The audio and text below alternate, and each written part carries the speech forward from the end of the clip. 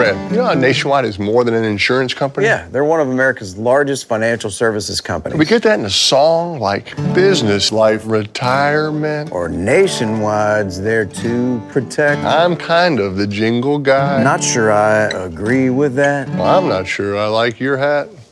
Well, it would never fit on you. Products issued by Nationwide Life Insurance Company or Nationwide Life and Annuity Insurance Company. The general distributor for variable products is Nationwide Investment Services Corporation, member FINRA, Columbus, Ohio.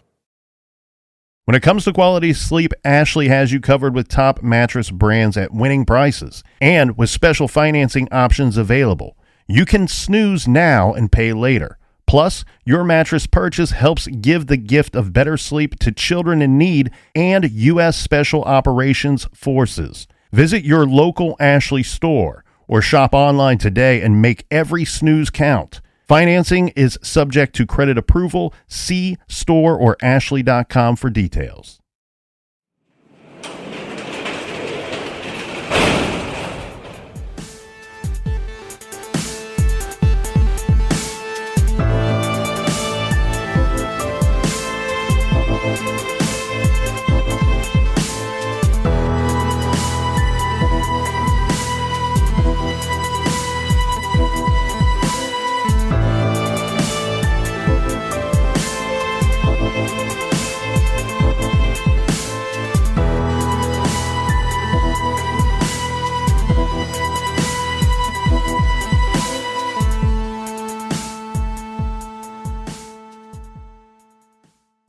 Welcome to True Crime Garage. Wherever you are, whatever you are doing, thanks for listening. I'm your host, Nick, and with me, as always, is a guy that grew up wanting to be a jukebox hero, but instead, he's stuck here in the garage with me. He is the captain. And now I'm just a douchebox hero.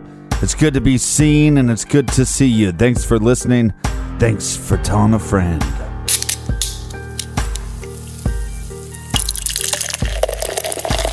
Today we are drinking Mo Guava by the fantastic people at Paradise Brewing Company in Clearwater, Florida, garage grade. Very happy to report 4.5 bottle caps out of 5. You know, summer is the perfect season for beer, and we really are just working our way through some beers that are perfect for summer, and this, my friends, is most certainly one of them. Mo Guava IPA by Paradise Brewing. And this week's beer was brought to us by some of our favorite True Crime Garage Army enlistees. First up, a big thank you to Michelle down in Florida. And I'm going to grab my Mo Guavas and jump over the pond to thank Louise from London. Next, we send a high five to Lindsay, a.k.a. Lulu, in Where Else Captain But Parts Unknown. And also in Parts Unknown, we have Chelsea, who says, cheers to Mina. Chelsea obviously referencing the Boys on the Tracks episode and probably being quite sarcastic there, Captain. I prefer hand hugs these days over high fives. Next up, today's case takes place in Chicago, so we have Silas from Chicago who bought us around for this week's show. And last but not least, a big thank you to Judith in Deschler, Nebraska. So thanks to everybody for filling up the fridge for this week. If you want to buy us around for next week's show, go to truecrimegarage.com and click on the donate button. A couple announcements from Parts Unknown. The mowing schedule has changed this week, so instead of on Wednesday, it'll be Thursday. And also, we had some things with the drinking fountains. I think little Timmy peed on one of the drinking fountains, so we're cleaning that, and they'll be up and running by next week. Well, there's always something exciting going on at Parts Unknown. There's always something exciting going on at truecrimegarage.com, so check out the website. All right, let's grab a chair. And grab a beer. Let's talk some true crime. This is True Crime Garage, and this is the case of Jesse Ross.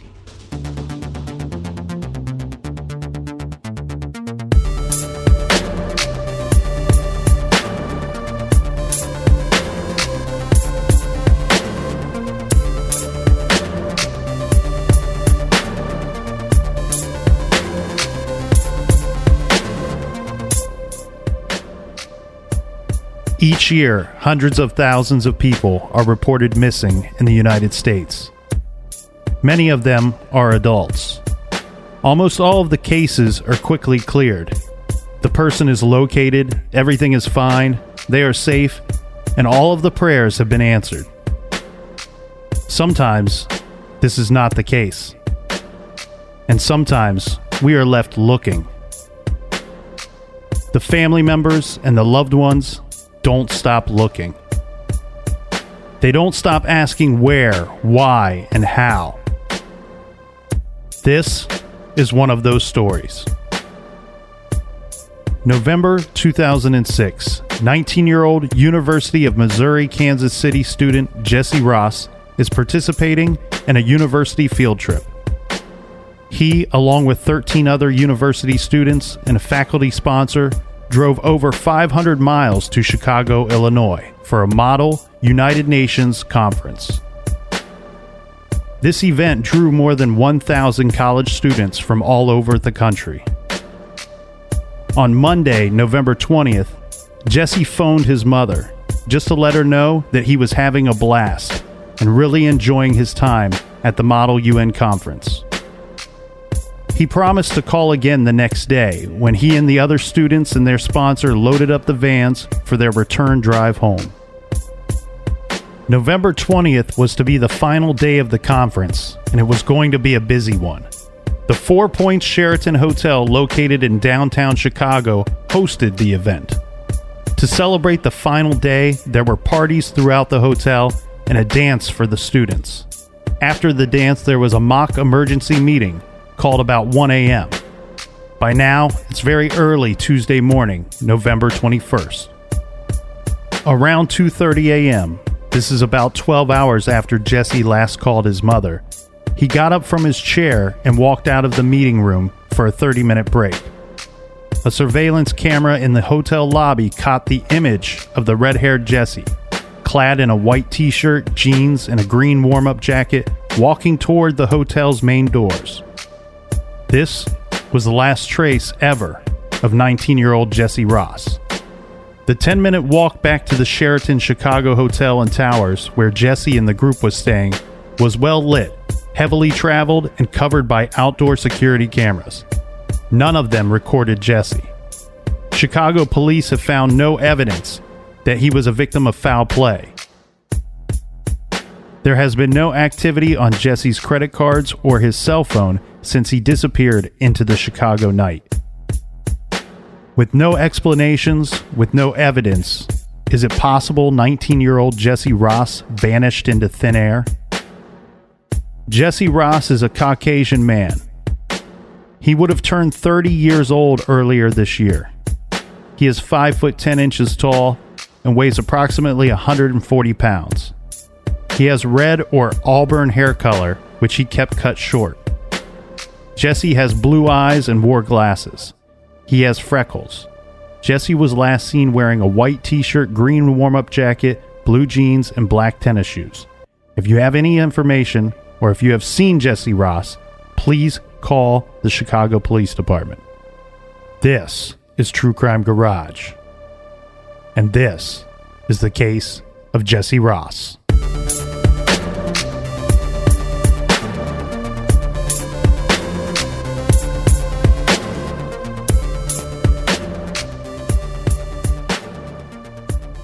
Jesse Warren Ross, nicknamed Opie because of his, as his mother says, fire engine red hair, like the Ron Howard character Opie from the TV show, the Andy Griffin Show.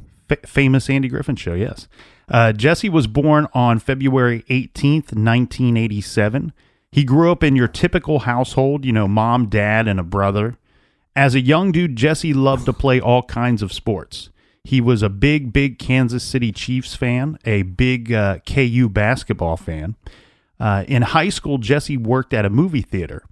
And I thought this was pretty cool. I always wanted to work at a movie theater, but Jesse worked with his brother Andy at the movie theater as well.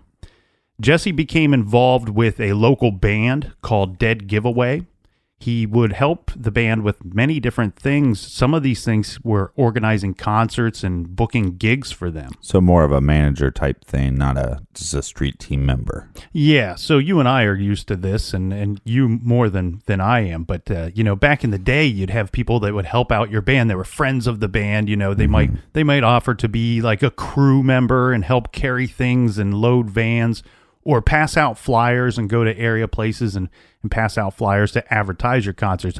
But he was actually involved to the point where he was booking concerts, arranging events, which you and I know is not an easy thing to do. It can It's be very time It consuming. can be quite chaotic, to say the least. Anyway, he graduated high school in 2005 and received an academic scholarship based off of his ACT score.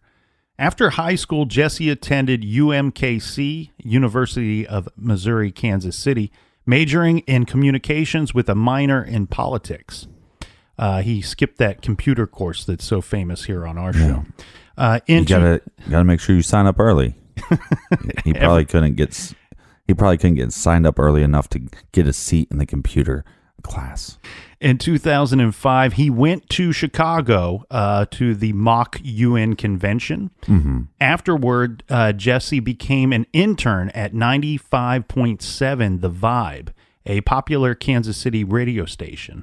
I love the names of these radio stations. Yeah. Vibe. Does that sound to you like a top 40 station? Yeah. Sounds a little top 40. Yeah, or maybe it's geared to the urban community. Vibe. They created an on-air personality for Jesse as part of the morning show. They called him Opie Cunningham. And oddly enough, this is going to seem very strange because we all know about the disappearance, but oddly enough, they did a segment called Where's Opie? And they would send him to different locations to do like a remote broadcast. Right. And then people would call in and try to guess where he was. This was a bit of a regular segment on the show. Very strange. Just a short time before his disappearance, he did receive a promotion at the radio station, and he was going to become a paid employee or a paid on-air personality. Right. And we're not very clear on this, and I don't know if it matters much, but there's kind of a different thing as far as like radio shows go. I mean, you can get paid hourly or you could get paid per show. So, but either way, it's a really big deal for them to want you to sit in a room and pay you pretty good money to sit in a room and have fun. And most of us, not having worked in that area, wouldn't know that. But what the captain's referring to is you could get paid for, like, let's say we're going to pay you $50 if you're on today's show, and then tomorrow you're not on the show, so you don't get paid anything. And what they call that is, show money for the most part, and that can be. His parents and his loved ones, and I'm not going to go against the grain here and say that they're wrong, but they state that this is a dream job for Opie or for Jesse, and I believe that it was. But I mean, that's what he's majoring in college. But when we read about this case and look into this case, I don't want anybody to get confused when they hear the loved ones stating dream job and think that Jesse's making $100,000 a year, right? And he has no plans of doing anything else. This is certainly a step in the right direction as far as where he wants his career to go. And I tell you what, Captain, you got to take your hat off to Jesse here, because that's a pretty young age to achieve that accomplishment. Well, yeah, and a lot of people that worked with him said he's very quick-witted, and that's something that you can't just train. It seemed like he just had it. I mean, he was pretty young when he gets this position. And I don't want to, after I pumped everything up, I don't want to piss anybody's Cheerios here, but unfortunately, he received this promotion, and unfortunately the promotion was pegged to start in January of 2007. In November of 2006 is when he would take that trip once again to Chicago for this UN conference. Well, backing up just a little bit, just so we get a good background before we go into the actual events of that evening, he was pledging a fraternity, right? Correct. Yeah, just kind of pointing out that he did have a play side to him. Yeah, he's not all work and no play. And just a little background as far as his personality goes, according to his parents and brother, Jesse was very close with his father and his mother and brother, very close with his family. And they all describe him to be somebody that was a bit fearless, the kind of kid that would try anything, that could walk into any room and wasn't afraid of anything or to talk to anybody. They also pegged him as a bit of a practical joker. He liked to play little pranks on his friends and loved ones. These were harmless pranks, of course, but just fun in nature. And they think that that's why he excelled so well at his job with Shorty and the Boys. You said that was the name of the radio show, Yeah, the morning Shorty and the Boys morning show. I'm guessing. Welcome to Shorty and the Boys. I'm guessing that Shorty is the host, and he's surrounded by this cast of characters Of boys. And they said and that's it's spelled why with a Z. Jesse, or as his on-air personality, Opie Cunningham, excelled at that gig, because that's kind of a bit of a prank in itself, or a little bit of hijinks. You're out hiding somewhere, you're broadcasting from some location other than the radio station, and people have to call in and guess where you are. Yeah, the Boys. So with a Z. We want to go through the disappearance a little more in depth than before. But before we start to consider the possibilities, let's make sure we go through that as best we can, so we can figure out what happened to Jesse here. Right. So what you're saying is we're going to go through the actual events. We're not really going to, bring up the theories as we're bringing up these events. Correct. But we're going to point out some things that we find odd with the different events. So this is day 4 of his trip. And remember, he had gone the previous year, so he's not strange to the city of Chicago. This trip is not strange to him. But at this time, Jesse Was it in Chicago the year before? Yes, it was. Jesse at this time is a sophomore at the university. He is among 1,200 college students from around the country who attended this conference at the Sheraton Hotel on North Water Street in downtown Chicago.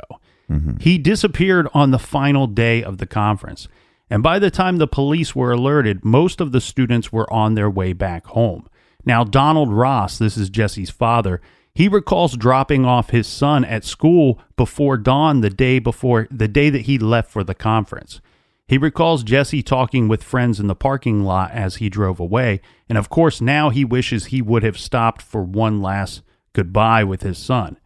So 4 days later, the day their son was to return home, Don Ross got a call from his son's professor saying that he couldn't find Jesse.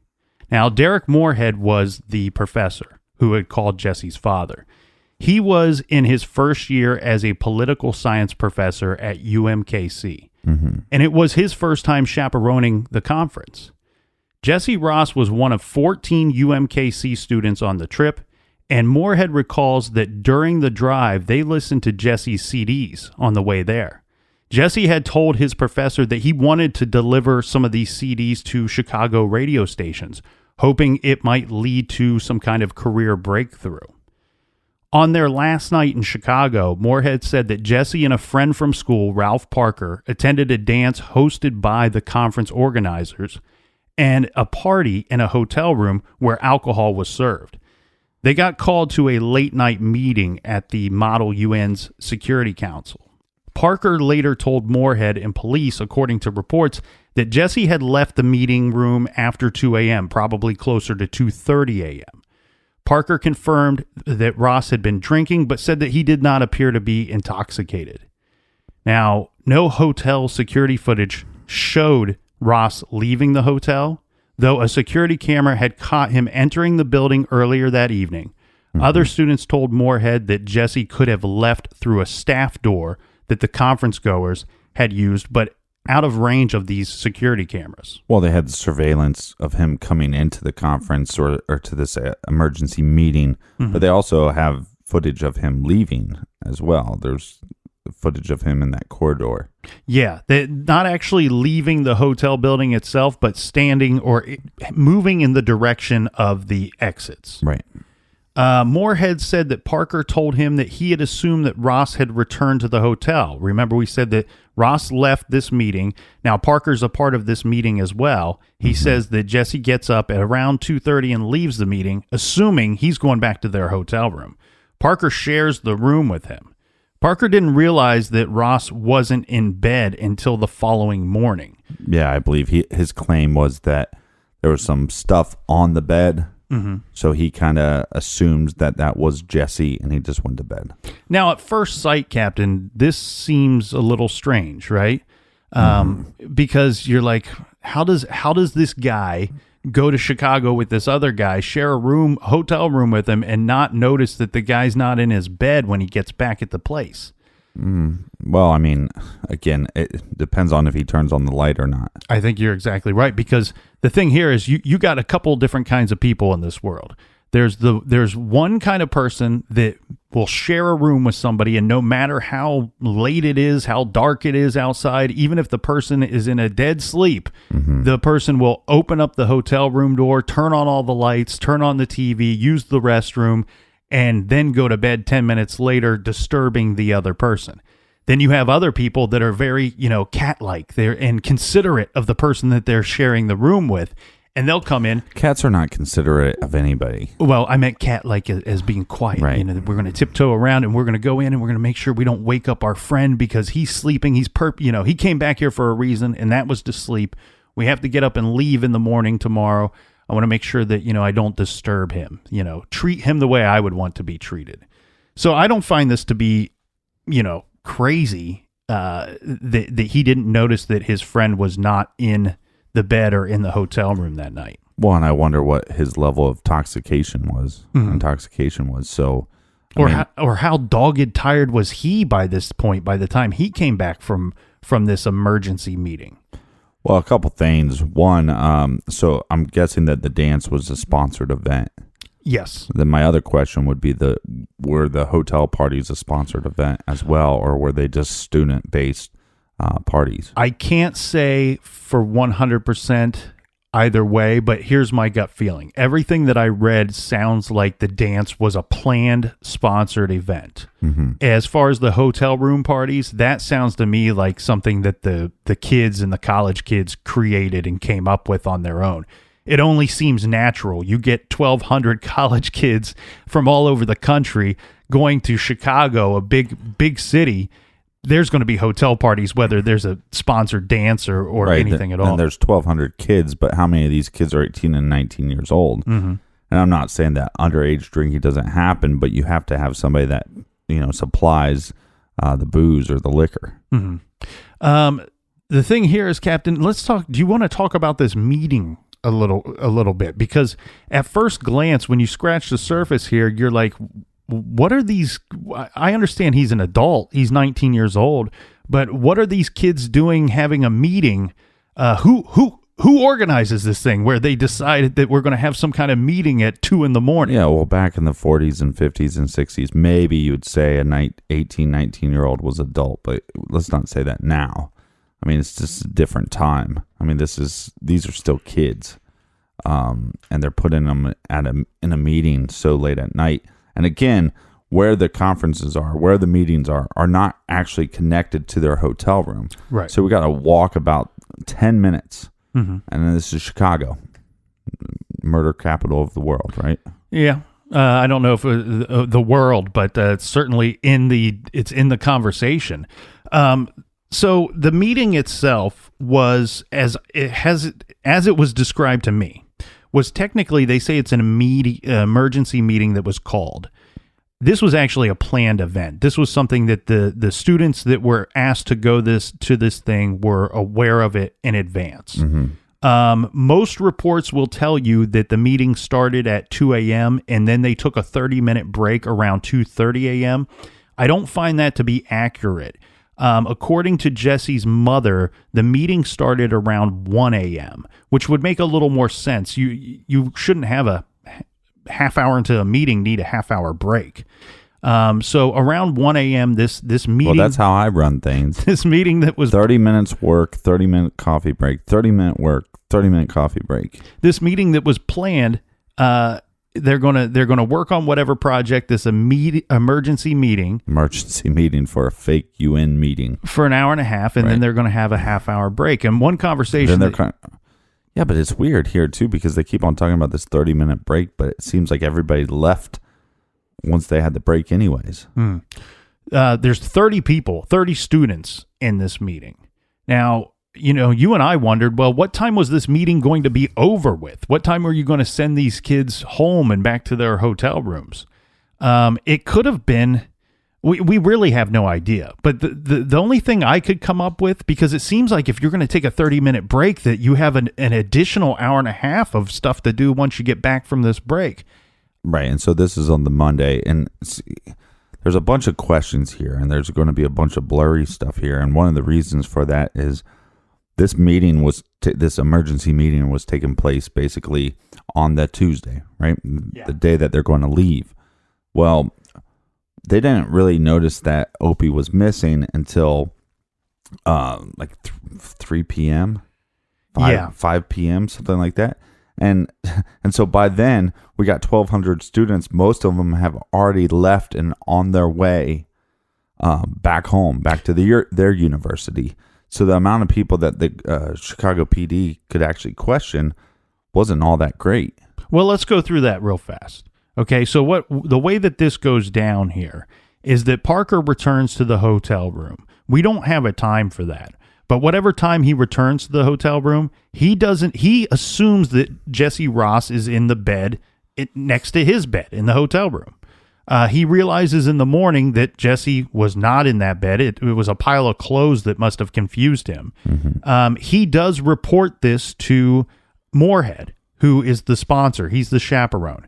And at first, Moorhead tells Parker, maybe Jesse had slept in another student's room. Hey. So the students sharing a room with Jesse didn't notice he was missing until the following day. The roommate had come back to the hotel. There was a pile of clothes on the bed Jesse was sleeping in. The roommate simply mistook the pile of clothes to be Jesse in the room as it was dark. When the roommate woke up in the morning in the light of day, he knows.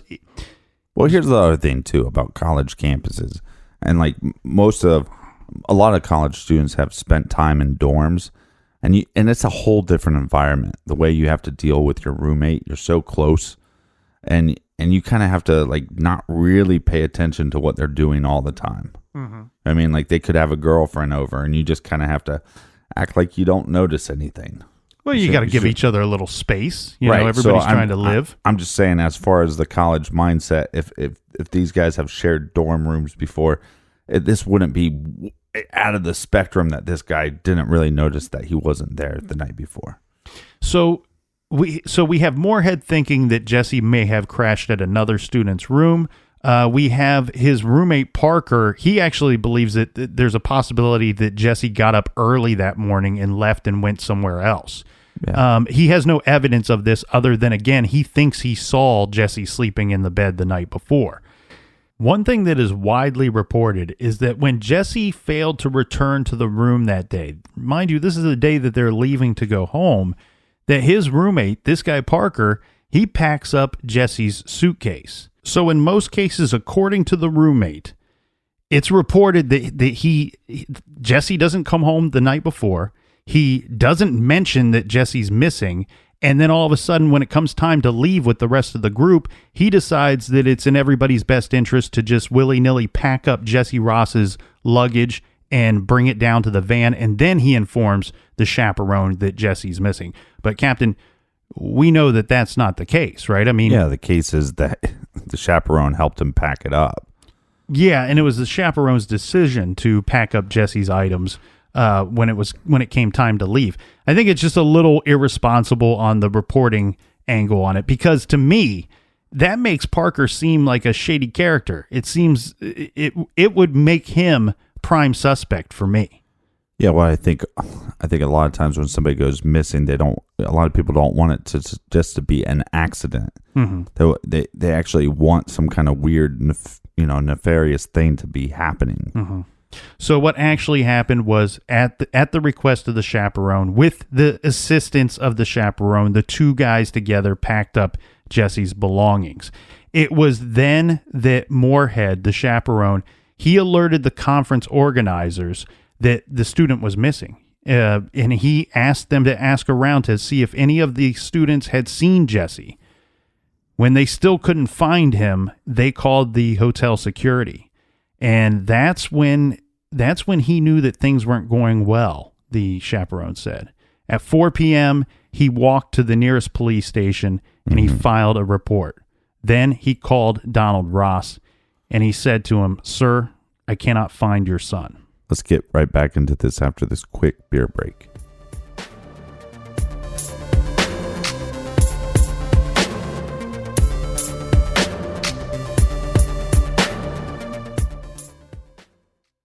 This show is sponsored by BetterHelp. Do you look forward to the holidays? Maybe you struggle with seasonal blues.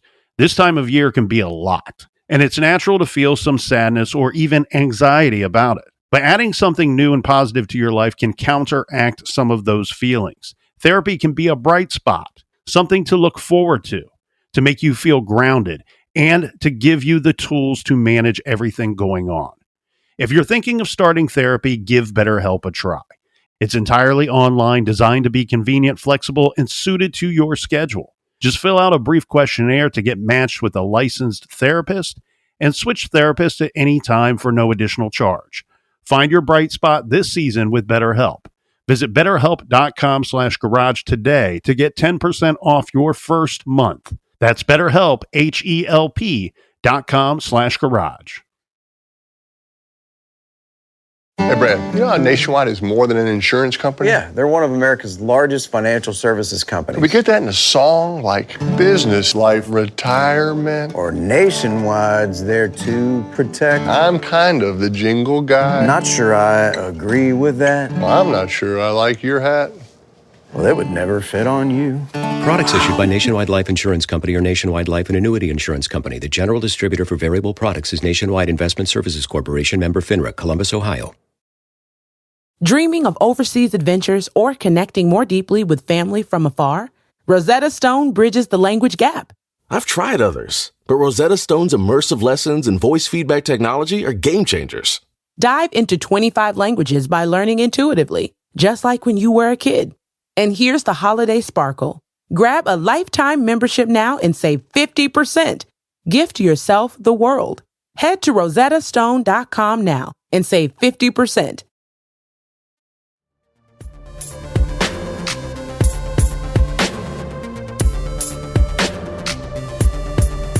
All right, we're back. Cheers, mates. Cheers, Captain. So we have the chaperone who has reported Jesse Ross as missing to the police. By that time, Moorhead has sent the rest of the students home, but he decided to stay behind to assist the police. He's getting increasingly worried by this time, and he remembers walking the streets around the hotel, checking the dumpsters and the alleys, looking for Jesse. Now, he's already notified the parents, but bad weather, they received some bad weather. It was cold. I mean, it's November. It's Chicago. They received some bad weather that delayed the Ross's arrival into Chicago, but eventually they came to meet with the police, and they spent the first of several visits hanging posters and circulating flyers looking for their son. Now, I want to get to a couple of things a little bit down the road to give you a bigger picture of everything before we get into some of the possibilities of what could have happened to Jesse or where Jesse could be. Sadly enough, the roommate, the man, the college student that shared a room with Jesse Ross on that trip in 2006, Ralph Parker, he died a few years afterwards. This would be in a car accident. Several years after Jesse's disappearance, the chaperone, the sponsor, Moorhead, he took a job teaching at another Missouri university. He reluctantly agreed to help with the school's Model UN Club. He did not want to attend any of the conferences. It was my understanding that his agreement that he had made with this other university was that he would participate in this UN club, but he would not go or attend or chaperone the conferences. There was a situation that at a last minute situation where a chaperone had a family emergency and Moorhead had to step in against his best wishes. On the second day of this trip where Moorhead had to step in, he got a phone call that one of his students was missing. And he states that all he could do, once he received this phone call, all he could do was go to the bathroom and throw up. I mean, he was that distraught over what had happened with the Jesse situation. I mean, this guy, he's being put through the ringer here. The student was later found that morning. The rest of the conference went on without an incident, but Moorhead decided that he could never, ever do that again. And he would eventually leave college-level teaching altogether. Moorhead also said that he is extremely uneasy with his own children, and any time that his children are somewhere without him. and he struggles to let his daughter go away on trips, and she is scheduled to be going away. When she was getting ready to go to college herself, this was something that he had a lot of issues and a lot of things to work through. Right. It was a traumatic experience for him. At first, Captain, the police speculated that Jesse, who had been reportedly drinking, might have fallen into the Chicago River near the hotel. Now, the Rosses aren't convinced of this. Their theory is that Jesse left the meeting and he might have wanted to walk back to the other hotel where he was staying. This would have taken him in the opposite direction of the river. They believe that on his way back to his hotel, that he could have met with foul play on the way. Now, the timing and the circumstances of Jesse Ross's disappearance proved to be challenging from the start for Sergeant Rizzo, who was the person responding to the call, and the detectives who worked for him. RIZZO. That's right. The report came in 2 days before Thanksgiving, and potential witnesses at the hotel had already gone home. There was no crime scene to work with, is what Rizzo states. So let's touch on that for a little bit here, Captain. You had touched on this earlier, where you stated, the police show up on this situation. You have 1,000 to 1,200 kids coming in from all over the country. And now you have police showing up to take statements, to take reports, to look over the scene, and all these people have gone home by this time. Right, in very far parts of the country. Yeah, it's not like they're down the street or in a neighboring suburb. These are people that, Jesse and his group traveled over 500 miles to get there. We have students coming in from all over the country. How is he supposed to meet with these people? How are they supposed to interview these people? Well, there's this thing called a phone. They could start with well, that. Obviously, he would get a manifest from all the hotels in the area and start to talk to these people. But the thing that I've often wondered about Jesse's case, when you have people coming in from all over the country, there's probably a decent possibility that there were people on that trip, and it was a significant amount of time that would pass before they would even know that somebody that had attended the same conference as they had disappeared. Right, because a lot of them left before it was even announced. So, the fact that they're not even, calling the police till, the PM, most of these students are leaving in the AM. Yeah. Well, and the other thing, too, like Rizzo says, there's no crime scene really to work with. They don't know. Yeah, it's not like they found a giant puddle of blood on the way back to the hotel. And as far as tracking down surveillance footage of this guy, he's last seen in the hotel, as we said, moving in the direction of the hotel exits. Yet they don't even know, they can't confirm that that's the last sighting of him. They can't confirm where he went from that time. Well, and the statements made is that if he was returning from the conference or this emergency meeting to his hotel room, that it was well lit. It would have been about a 10-minute walk, and that there was surveillance cameras all along this path. Now, there would also be surveillance cameras in his hotel room, and I don't see any evidence that they collected either one of those. Yeah, they state that there was no trace of him along the way back to his hotel or arriving at his hotel. Right, but that's something that you can also make a claim that, we didn't see him on any of this stuff that we didn't collect. To my recollection, there is no surveillance footage out there of this night after 2:30. So, collect it and have it be played so people can see it, but I don't think they collected it. That's a good question there, Captain. The other thing here, the other hurdle that you have to work with is Jesse's technically an adult, and we all know that this can be a problem for the investigation because an adult can willingly want to go missing, can want to pick up roots and not move on a elsewhere school trip and start elsewhere. Sergeant Rizzo did state that even though Jesse was technically an adult, the case was being treated as a high priority case because the young man was from out of town. And possibly because he's from a university, and it's this big conference, the UN conference, which you claimed that they had it the year before in Chicago. But you also claim that Jesse would have been familiar with Chicago just because he was at the UN conference before. I'd claim that he was only familiar with, whatever conference room he was in. Well, it wasn't like he was, hey, well, let's go to Chicago and we're here for the UN meeting, this fake UN meeting, and then, that they do a ton of shopping or whatever. I'm sure they allow him a little bit of time to experience Chicago, but, not when you're having emergency meetings at, 1 a.m. I didn't mean to imply that he was a man of the town, that he knew the ins and outs of Chicago. He knew the good areas and the bad areas. I just wanted to point out that it was not a strange trip to him. He had attended the same event the year before. It's a 4-day trip, 4-night trip. What can you learn about a city in 4 nights? And as you stated, very busy. They probably keep them pretty occupied while they're there. I actually question their judgment on having an emergency meeting so late, especially when the conference rooms aren't connected to the hotel rooms. One thing that I questioned here, Captain, was Sergeant Rizzo's statements. Now, I do want to point out that Rizzo he's since retired, and he's stated that this is one of the cases that he can't let go of. This one bothers him.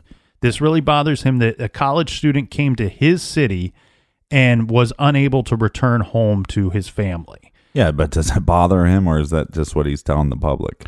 This one bothers me, guys. Well, I can't polygraph the guy. All I can do is go off of what he is telling the public. Mm-hmm. But one thing that I'm a blue blood guy, and I back up his statement about it's very difficult to walk into a situation where you have no witnesses that you can speak with immediately. You can't even speak to Parker, who shared a room with him when you arrive at the scene. All you have is this chaperone and whoever happens to be still hanging around after this UN conference breaks up. Mm-hmm. So I have his back on that statement. I find it a little strange, though, that he says that, the report came in 2 days before Thanksgiving. Well, deal with it. I'm sorry. These crimes and people, bad things happen to good people regardless of what's on the calendar. I would like to know what he meant by that. Does that mean that there's a lot of people coming into the city or a lot of people leaving the city? Maybe it had nothing to do with the holiday. Maybe it was more about the travel that circulates around the holiday. Maybe. I would have liked him to elaborate on that because it sounds like a bit of a lazy answer. The police did receive hundreds of tips, but everything turned up empty, according to Sergeant Rizzo. The Kansas City police, they did help track down and interview some of Ross's fellow students. Rizzo says investigators gave it their all, and there is just nothing there. There's nothing to go on. Mm-hmm. Not a surveillance camera image, nor witnesses who might have seen Ross. So with no surveillance camera image of him or no eyewitnesses seeing him, I guess it's up to us, Captain, to prove, is this something that's useful to the case to determine what happened to Jesse Ross, or is it something that is, just leading to more questions? The case itself, it has received some national attention over the years. It was featured on both the Nancy Grace Show and America's Most Wanted. Both Top Mom. Yeah, both shortly after Jesse Ross had disappeared. Well, and there's not a lot of information about this case, so you have to kind of dig deep, and then the rest becomes speculation. So again, if you don't like speculation, probably at this point you might want to turn off the show. Run from the garage. Run for your lives.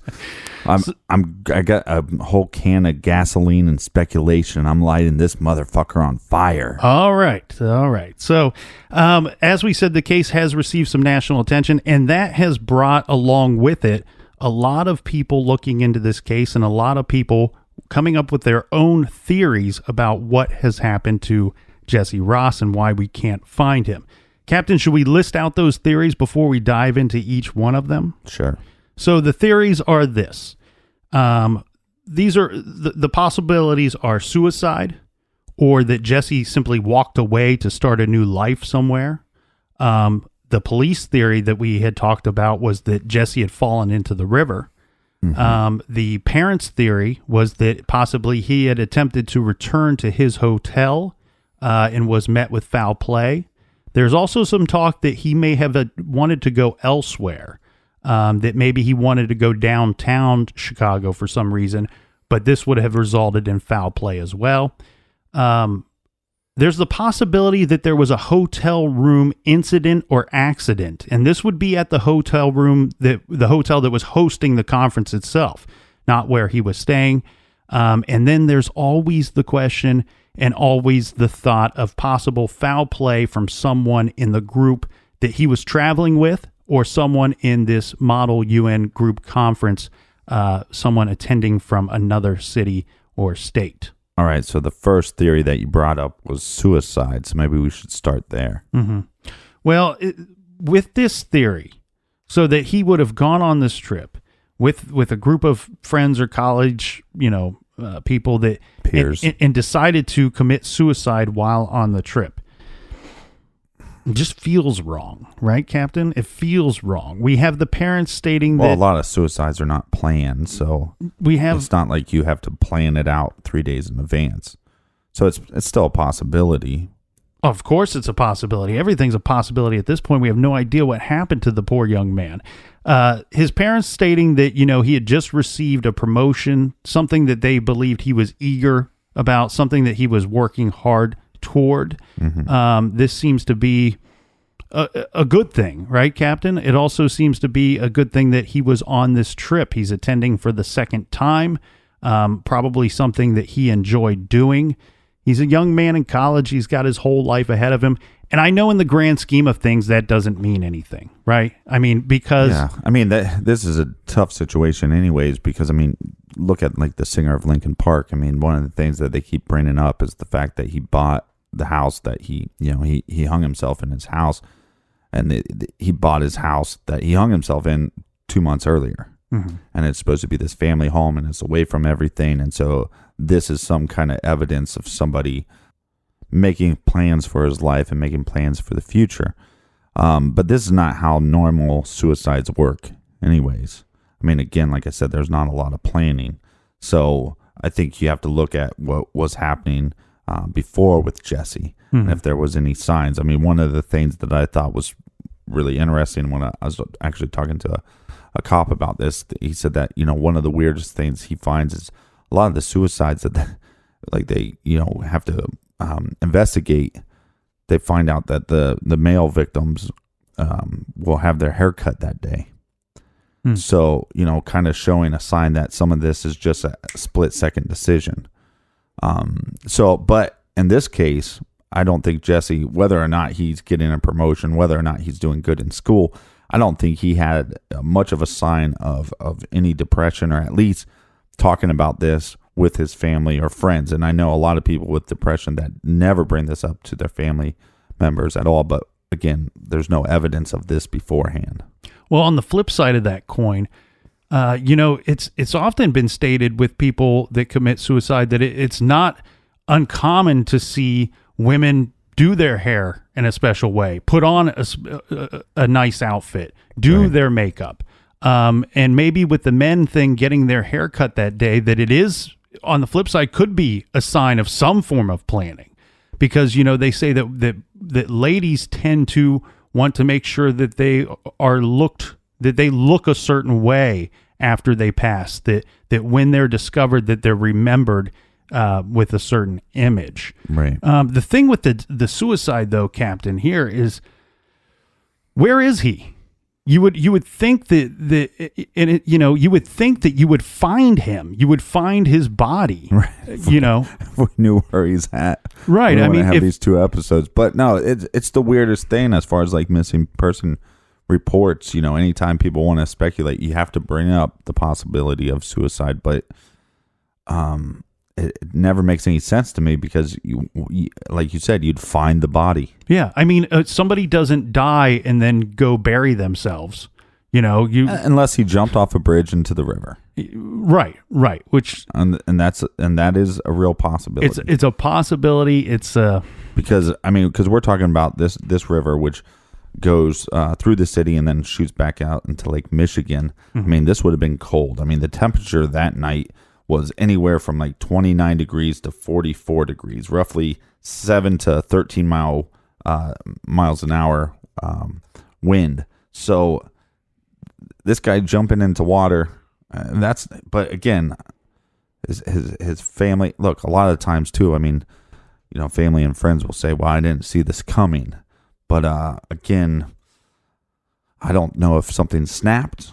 I wonder how much he was drinking. But again, it doesn't seem like there's a bunch of evidence to point that he had much in the way of any type of depression. It seems like he had more of a positive demeanor, but he was also funny. And sometimes you find with comedians that they're masking their depression, hiding that from people by using their, comedy chops. And as you've said and pointed out many, many times, depression is not something that's easily spotted.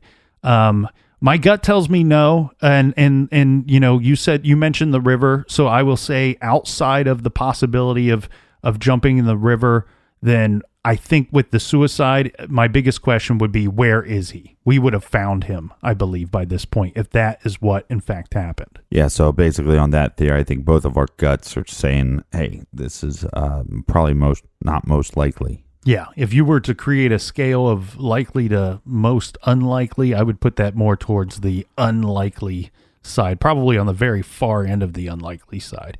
Mm-hmm. So, Captain, we also have the possibility that Jesse Ross walked away, that he maybe wanted to start a new life for himself. This always comes up in these type of cases when we have no evidence of somebody or where they are or what happened to them, where they went. Do you see anything here that points toward he may have wanted to walk away or start a new life? Well, no. I mean, because one, he's involved with the radio station. He's going to college. The other thing, he's on this trip, for this mock UN thing. This is somebody that's making steps in their life to, he's trying to create a good life, and to just go, I'm just going to walk away. Mm-hmm.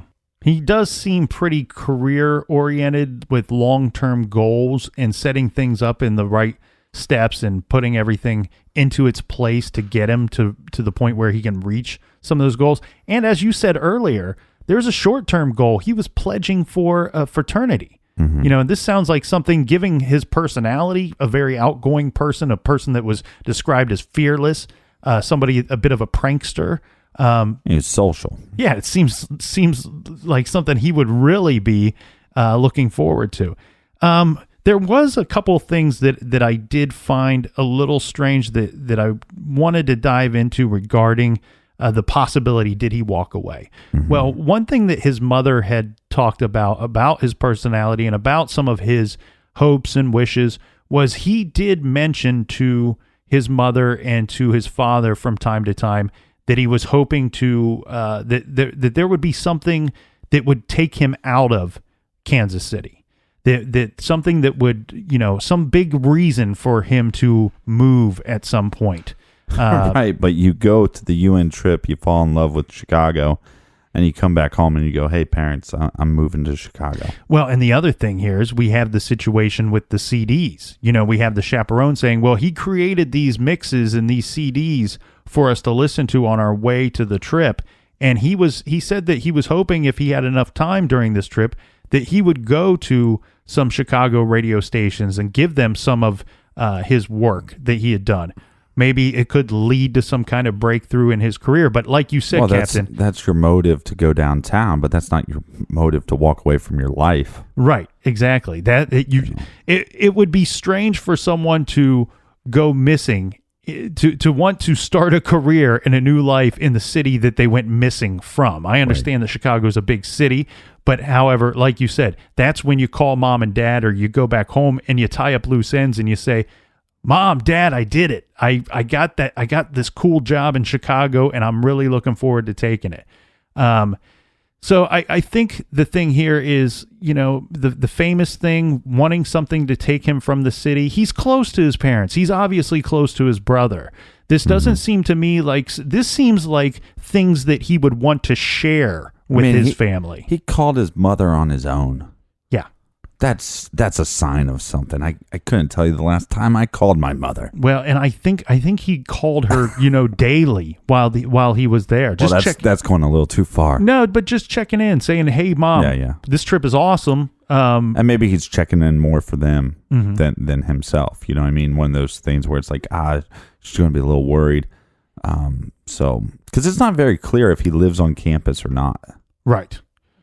And I'm assuming that he didn't. And the reason why I'm assuming that is because you would think that with him going missing, that they would have looked into his dorm room and possibly, looked for clues there. Yeah, and I don't know his driving situation, but his father dropped him off so that he could go on this trip. I don't know if he was still living at home. Yeah, but that makes sense because you don't want your car to sit in a parking lot exactly over the weekend. But I'm with you, Captain. I think walked away makes about as much sense to me as the suicide thing. Right. I think you could put those both at the highly unlikely end of the spectrum. And as far as every report that I've read, there's no activity on his cell phone, no activity on his credit cards or bank cards. Since his disappearance, you're exactly right. Now, one thing I want to throw out there, Captain, there is an interview with his father where his father's stating, Jesse, he's kind of speaking to his son and saying, Jesse, if there was something out there that you wanted to try, something you wanted to pursue, that you wanted to go off elsewhere and live out some kind of different life, we're totally on board with that. Whatever you want to do, we just want to make sure that you're safe and you're happy and you're healthy, and we would accept you no matter what you wanted to try, whatever you wanted to do with your life. Just please let us know that you're okay. Now, I don't think that should point to the high probability that he decided to walk away. I don't think that points to parents believing that he was of that type. I think it's just desperation on the behalf of the parents after years of having their son lost with no answers. You start grasping at straws at some point. Yeah, I mean, basically, if it gets brought up multiple times in conversation, you go, hey, look, let's put this out to the universe. And if we did do something wrong that we're not aware of, let's bring it to, his attention. Mm-hmm. Maybe that's when you start questioning yourself as a parent. Maybe was I too strict? Were we pushing him too hard? Was there a bunch of pressure on him that we weren't aware of? So I think they just did it, just in case. Yeah, I think so. All right, Captain, we are almost at an hour here. We're running out of time today. I think that let's talk about the more likely possibilities of what could have happened to young Jesse Ross on a part 2 episode.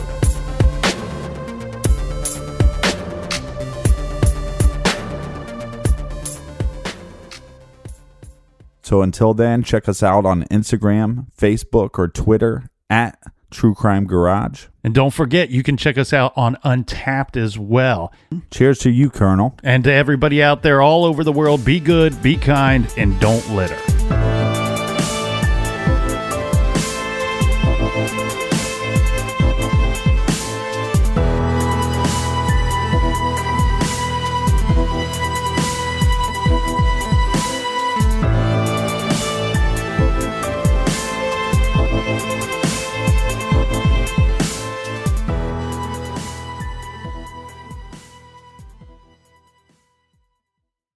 Hey, Brad, you know how Nationwide is more than an insurance company? Yeah, they're one of America's largest financial services companies. We get that in a song like business, life, retirement. Or Nationwide's there to protect. I'm kind of the jingle guy. Not sure I agree with that. Well, I'm not sure I like your hat. Well, it would never fit on you. Products issued by Nationwide Life Insurance Company or Nationwide Life and Annuity Insurance Company. The general distributor for variable products is Nationwide Investment Services Corporation, member FINRA, Columbus, Ohio.